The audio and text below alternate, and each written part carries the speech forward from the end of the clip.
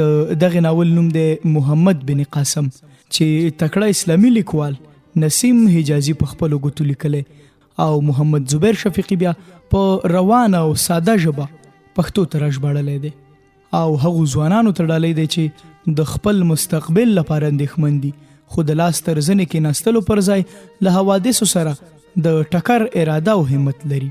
هیله ده چې ناول مو هیر نشي او هره برخه هره ورځ تاسو ته در وړاندې کوو. نو له ما محمد رسول نظري سره پاتې شئ او ناول را سره تر پایه واورئ.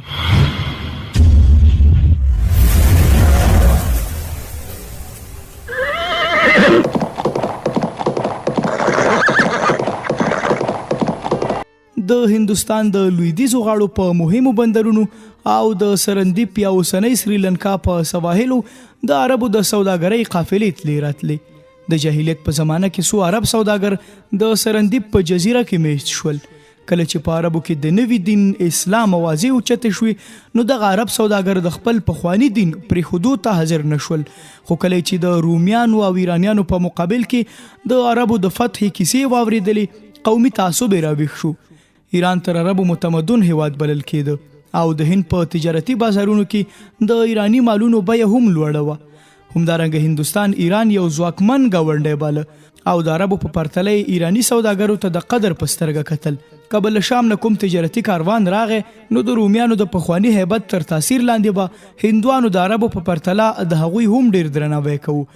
خو د حضرت ابوبکر صدیق رضی الله عنه او حضرت عمر فاروق رضی الله عنه د ویاړمنو بریالیتوبونو له امله په ګاونډیو هیوادونو کې د عربو په اړه د درناوي او احترام جذبې راوچتې شوې.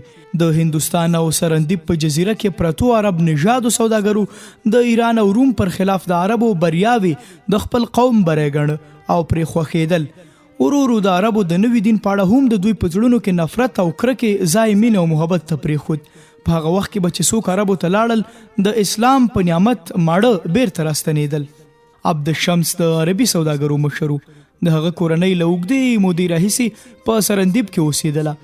دی په همدې جزیره کې زیږېدلی و او په همدې ځای کې د یوې بلې عرب نژادې کورنۍ له یوې پیغلې سره واده کړی و.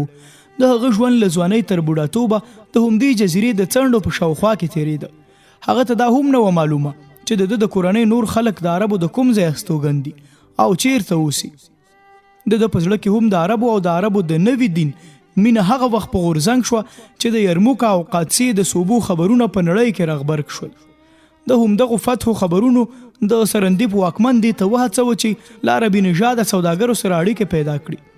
عبدالشمس او ملګري خپل دربار ته ور وبلل او ګران بیه سوغاتونه یې ورکړل. په 1540 هجري کال د سرندیپ واکمن راجا مړ شو او زوی پر ځای پر تخت کېناست. ځوان راجا عبدالشمس راوغوښت او ورته یې وویل چې ډېره موده کېږي چې کوم عربي سوداګر سرندیپ ته نه دی راغلی. زه د عربو له وضع نه ځان خبرول غواړم. له ما سره ستاسې د قوم د نوي دین مینه پیدا شوې. که ته هلته ځې نو د سفر ټولې اړتیاوې او اسانتیاوې به درته برابرې کړم. عبدالشمس ورته وویل ستا له خولې زما د زړه خبره راووته. زه بالکل تیار یم او له 50 تنو عربي سوداګرو پرته نور ټول له عبدالشمس سره سفر ته تیار شول.